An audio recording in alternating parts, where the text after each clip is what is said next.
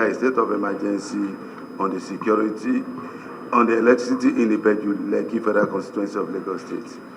Mr. Speaker, know that Ibeju Lekki is one of the 20 local governments in Lagos State, and aware that Section 14, subsection 2B of the Constitution of the Federal Republic of Nigeria, 1999, as amended, state that the security and welfare shall be the primary purpose of government.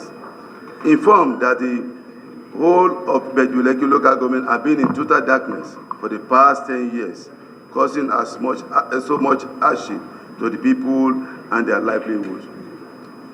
Concerned that businesses have been grounded by power which has led to loss of revenue and has impoverished the good and law-abiding people of the local government. Mr. Speaker, also concerned that all industries, both micro and macro, still in business are operating at far below installed capacity, and in most cases incurring losses because they cannot compete in local market due to the high cost of production. Please, your prayers. Their business, which includes the use of diesels and petrol. The House hereby resolve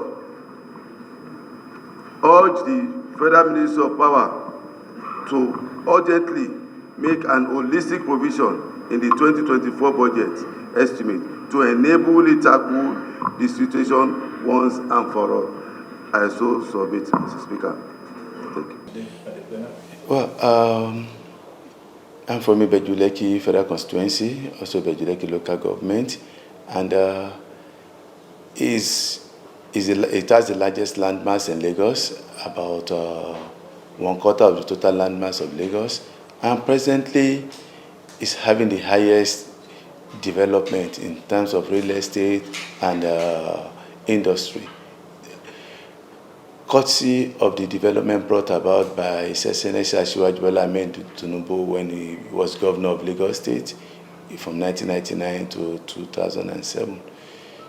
Before that period, I can say Ibeju Lekki was still purely a Nigerian local government, and at that time we hardly have any problem with power because it has the smallest local population census in Lagos. But with the development brought about by coming of Asiwaju and the various projects cited in Ibeju Lekki has become the fastest developing hub in Nigeria and the one with the highest potential for commerce and industry. So it has brought in an unprecedented level of population explosion. And that has actually started affecting the general infrastructure in that area. One is power, and the second is road. Luckily, the state government has taken the bull by the horn on the road. If you see from Ekpe coming back through Ibeju Lekki coming to Etiosa, the state government has actually started the reconstruction of the road. It's a reinforced concrete road. Now we are left with problem of electricity. Because of the population, it has become non-existent. If they come over to repair it today, maybe in the next 2 days, you are able to enjoy 3 hours, and then it goes for the next 6 months. So I can comfortably say there is non-existence of a power electricity in Ibeju Lekki today. So the motion is to address this challenge, and our focus is for the Ministry of Power. Whoever becomes the minister should take a special look at Ibeju Lekki, because the infrastructure within Ibeju Lekki is to help Nigeria, is to boost the economy of Nigeria. Dangote refinery will end the fuel importation in Nigeria. The deep sea ports in Ibeju Lekki will also increase the revenue accruable to Nigeria, because all the ports we have are shallow water ports. It's only that one that can take mother ships. So these are projects that will help Nigeria. And a situation where the geese that lays the good in hell suffers where others enjoy must be discouraged. So any area that produces economic goods that help Nigeria must also be supported, because these are environmental issues. The negative externalities of such development, they wear up your infrastructure. So the government must continuously renew such infrastructure, and that's why we want the area of electrification in Ibeju Lekki to be fully addressed, because it has even killed the small business within the area. All these big industries can afford to have their generators, big generators, but all the small industries are going on the ground. The Ibeju Lekki has a beachfront, so that means tourism flourish in that area. But without electricity, there won't be street lights, there won't be security. Insecurity kills tourism business. Lack of electricity kills tourism business. If you want to sell soft drink at the beach, you must buy a generator.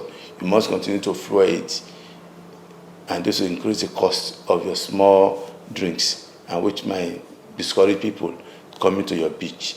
And so these are kind of problems we are facing within the area. People who are doing little agriculture, fishermen can no longer ice their fish, whatever they bring in overnight till the following day, they have to go and get generator. So this also increases the cost of fish within the area. So all the little businesses are going underground because of high cost of the overhead in the area. So it is very important that we take an urgent step to address these issues, and so that at the end of the day it will be a win-win thing for us, for bringing such big industries into that area without negatively affecting the populace. So that is the essence of the motion. Power was exclusive that of the federal government. It's not for the state. Thank God in the new amendment now, we've been able to move power to the concurrent list, so that at least each state too can start looking at how and what they can help in alleviating this situation. But it's not going to be an easy thing.